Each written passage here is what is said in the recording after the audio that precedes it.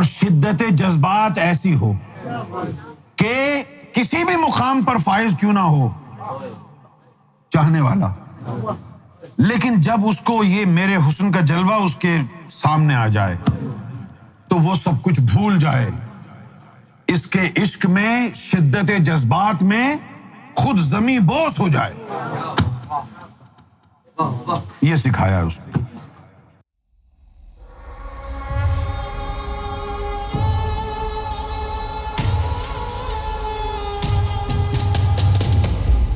جو عکس اول کا واقعہ ہے وہ کچھ مختلف ہے۔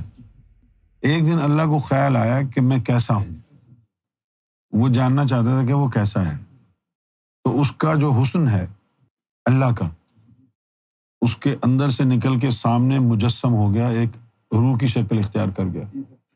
پھر اپنے حسن کو دیکھ کر فرط محبت میں اس نے جنبشیں لی۔ ہندو جو ولی ہیں وہ کہتے ہیں ناچا، وہ بھی صحیح کہہ رہے ہیں۔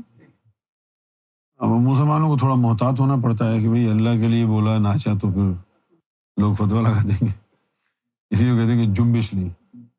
جنبش لینا کیا ہوتا ہے؟ یوں یوں ہلنا، اور ناچنا کیا ہے؟ یوں یوں ہلنا۔ ایک ہی بات ہو گئی نا۔ تو ہندو جو ولی ہیں انہوں نے بھی صحیح کہا، اس کی آوازیں بھی نکلی 7 دفعہ، وہ اس نے جنبش لی، یعنی یوں سمجھ لیں 7 دفعہ ناچا، 7 دفعہ اس کی مختلف۔ اب میں ایکسپلیسٹ ڈیٹیلز میں اگر جاؤں تو بڑا پریشانی کا باعث بن جائے گی یہ بات۔ جس طرح آدمی مزے میں ہوتا ہے تو کچھ فنی نوائزز نکلتی ہیں، ہے نا، جب مزے میں ہوتا ہے۔ تو اس طریقے سے جب اللہ کے اوپر وہ یعنی ایک غلبہ عشق کی لہر تھی تو مختلف آوازیں ہر جنبش، ہر رقص پر نکلی۔ اس سے ہندو ولیوں کا کہنا ہے کہ 7 راگ بنے۔ ہم نے جب اس کی تحقیق کی تو ہمیں پتہ چلا کہ وہ ہندو جو ولی ہیں ان کا جو عقیدہ ہے وہ صحیح ہے، کیونکہ یہ اللہ کی آواز کے مختلف انداز ہیں۔ لیکن یہ راگ جو ہے، جس طرح یہ لوگ عام آدمی پریکٹس کرتا ہے، موسیقی سیکھتا ہے، ریاض کرتا ہے نا، تو ان کے پاس وہ راگ نقلی ہیں۔ جب اللہ تعالیٰ اس کی تپسیا، اس کی محنت کو قبول کرتا ہے، گائکی سیکھنے والے کی محنت کو قبول کرتا ہے، تو پھر اس راگ کی صورت کو اپنی آواز جو راگ کی اصل صورت ہے وہ عطا کر دیتا ہے۔ سب کو نہیں ہوتا یہ نہیں ہے کہ آپ اس میں آ جائے گی اللہ کی، اس میں کہاں سے آئے گی؟ یہ تو یہ آوازیں ہیں جو تانبے کی اور دھاگے کی بنی ہوئی آوازیں، یہ اللہ کی آواز تھوڑی ہے، یہ اس کی نقل ہے۔ جو راگ تم سیکھ رہے ہو، جو ریاض تم کر رہے ہو، یہ نقل ہے۔ جب رب تجھ سے راضی ہو جائے گا تو پھر وہ اصل راگ جو اس کی آواز میں ہے وہ تیرے گلے میں ڈال دے گا۔ سب کے لیے نہیں ہے۔ کتنے لوگ ہیں جو مختلف راگ کے ماہر بن جاتے ہیں، ماہر بن گئے، لیکن وہ سوز اور گداز نہیں آیا۔ سوز اور گداز کب آئے گا؟ جب اس کے اندر رب کی عطا آ جائے گی۔ لہٰذا پہلے زمانے میں جو یہ لوگ ہوتے تھے نا، ریاض وغیرہ کراتے تھے، گائکی سکھاتے تھے، یہ سب سے پہلے یہ کہتے تھے کہ تیرا من پوتر ہونا چاہیے، کسی کے لیے نفرت نہیں ہونی چاہیے، غصہ نہیں ہونا چاہیے، یہ تمام چیزیں وہ کہتے تھے۔ ہاں، تو اب تو ہر ایرا غیرہ جو ہے وہ گانا گا رہا ہے، اور پھر گانا بھی کہاں ہے، اچھلنا کودنا ہے۔ اب یہ جو کچھ ہے یہ موسیقی تھوڑی ہے، یہ تو درد سری ہے۔ This is simply nothing but noise. جو پرانے زمانے جس طرح تانسین تھا، وہ جب گاتا تھا تو بادل آپس میں ٹکراتے تھے اور بارش شروع ہو جاتی تھی۔ جس طرح امیر خسرو تھے، امیر خسرو جو تھے ان کو بھی اللہ تعالیٰ نے راگ عطا کیے، امیر خسرو کو، کیونکہ تو روحانی تھے نا۔ اب مجھے بتاؤ، جو انڈیا میں مسلمان ہیں جو نظام الدین اولیاء کو بھی مانتے ہیں، وہ مجھے بتائیں، اسلام میں موسیقی حرام ہوتی تو نظام الدین اولیاء اپنے مرید امیر خسرو کو منع نہ کرتے؟ سوچئے، منع کرتے نا، تو منع تو نہیں کیا انہوں نے تو امیر خسرو کو مشورہ دیا، انہوں نے ایک انسٹرومنٹ بنایا باقاعدہ، امیر خسرو نے انسٹرومنٹ بنایا اور ان کو بتایا دل کی دھڑکنوں کے ساتھ ملا کے، پھر ان کو بتایا یوں، اچھا اب تم جو ہے وہ اللہ کی ضربے لگا رہے ہو، تو انہوں نے نظام الدین اولیاء نے ان کو جو سکھایا نا، وہ ستار وغیرہ جو بھی انسٹرومنٹ تھا وہ دھڑکنوں کے اوپر بنایا، اور جب دھڑکنوں کے ساتھ یہ مل جائے نا، پھر اس میں سر آنا شروع ہوتا ہے۔ اگر دھڑکن، اور یہ جو تال ہے یہ کدھر سے آئی؟ یہ بھی ہارٹ بیٹ سے آئی نا، دل کی دھڑکنوں سے۔ جیسے ایک انڈیا کی مووی بھی ہے نا، تال سے تال ملا، یعنی دل کی دھڑکنوں کو اندر یہ رب کے نام کو بسانا ہے۔ یہی چیز گانے میں ہے، جو بھی گانا ہے وہ تال کے اوپر ہوتا ہے، 1 2 1 2 1 2 1 2۔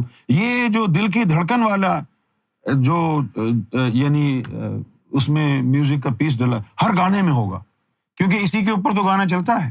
باقی ادھر سے جو باقی جو پیسز ڈالتے ہیں وہ تو ایسے ہی شو شا کے لیے ہے۔ اصل چیز وہ ردھم ہے، ٹیمپو بھی اسی پر قائم ہوتا ہے نا۔ اچھا، اب جو گانے کا ٹیمپو ہوگا، جس کی دل کی دھڑکنوں کی رفتار سے وہ ٹیمپو مل گیا، اس کو مزہ آئے گا۔ اچھا، آپ کے دل کی دھڑکنیں زیادہ تیز ہیں اور جو آپ غزل سن رہے ہیں اس میں ٹیمپو بہت لو ہے، تو آپ بولیں گے ابے ہٹاؤ، نیند آ رہی ہے۔ مزہ تب آئے گا جب اس کا جو ٹیمپو ہے وہ آپ کے دل کی دھڑکن کے ساتھ میچ کرے گا۔ یہ ساری تعلیم وہیں سے تو آئی ہے۔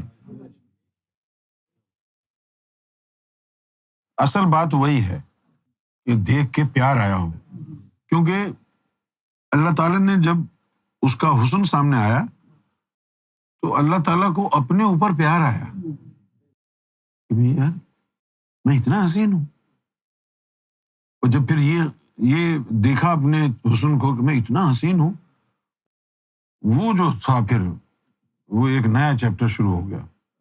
7 دفعہ جو جنبش لی، 7 دفعہ، اور ایک ایک روح بن گئی۔ تو آپ اپنے آپ کو کبھی آئینے میں دیکھ کر کبھی پیار آیا ہو؟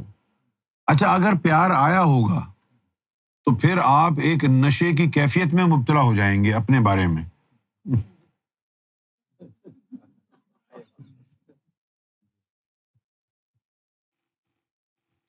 تو اللہ تعالیٰ کو جب یہ خیال آیا کہ میں کیسا ہوں، تو اس نے اپنے حسن کا اظہار کیا۔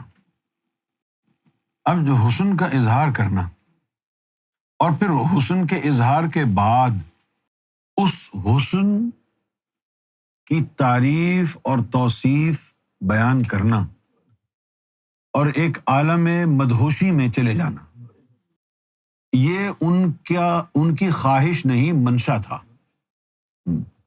اب کیوں جنبش لی، کیوں سب کچھ کیا، کیوں اپنے ہی حسن کے متعارف ہو گئے، کیوں؟ یہ ایک منصوبہ تھا، جس طرح کہ الحمد شریف ہے، الحمد للہ رب العالمین، کہ تمام تعریفیں اللہ کے لیے۔ یہ ہم نے کب کہا ہے بھائی؟ یہ تو اللہ تعالیٰ نے بھیجا ہے اتار کے کہ اس طرح کہو، ہے نا۔ اگر اللہ میاں یہ ہم کو نہیں کہتے کہ اس طرح دعا مانگو، یہ کہو، تو پھر ہم کس طرح کرتے دعائیں؟ ہم کو کبھی خیال ہی نہیں آتا کہ ہم ساری تعریفیں اللہ کی کریں۔ ہم جب ضرورت پڑتی ہے کہتے ہیں اے اللہ میری بھینس مر گئی ہے، مجھے کچھ اور دے دے، نہیں، میری گائے مر گئی، کچھ اور دے دے۔ وہ خود بول رہا ہے الحمد للہ رب العالمین، جو تمام عالمین کا پروردگار ہے، پالنے والا ہے، ان کو رزق فراہم کرنے والا ہے۔ تو جو کچھ بھی اس نے تخلیق کیا ہے ان تمام کی تعریف کا مستحق صرف اللہ ہے، کیونکہ اس نے تخلیق کیا ہے۔ الرحمن الرحیم، یہ صفت اپنی بیان کر رہا ہے، میرے اندر یہ صفت ہے، یہ بولو. باقی بہت ساری صفات ہیں اس کی، صرف رحمان اور رحیم کیوں چوز کیا؟ کوئی نہ کوئی تو راز ہوگا نا. مالک یوم الدین ایاک نعبد. اب ہم نے تو نہیں کہا نا، یہ اللہ نے ہم کو کہا کہ ایسا کرو. تو اللہ اگر یہ نہ کہتا تو کبھی بھی ہم یہ الفاظ نہ کہتے.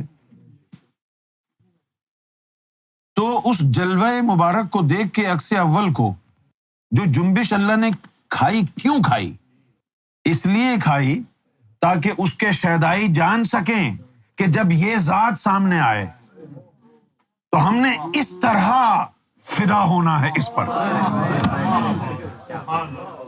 جنبش اس لیے کھائی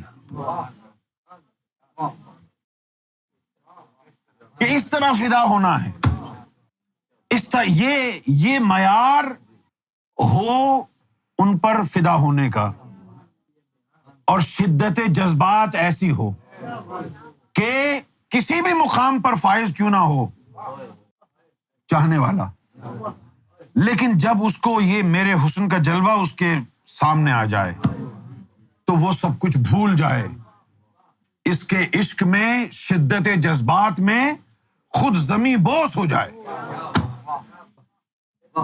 یہ سکھایا اس کو.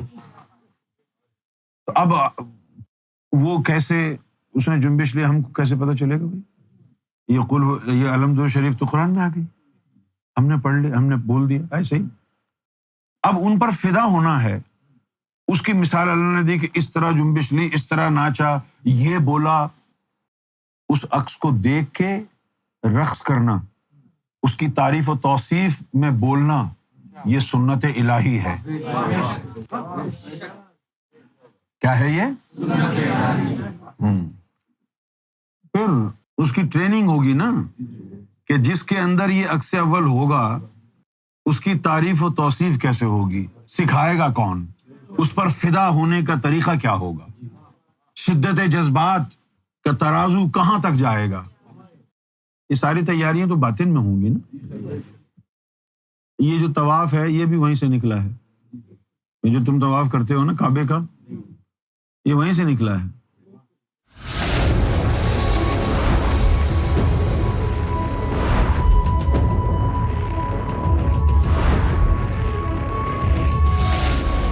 Amra TV, the place to connect with God.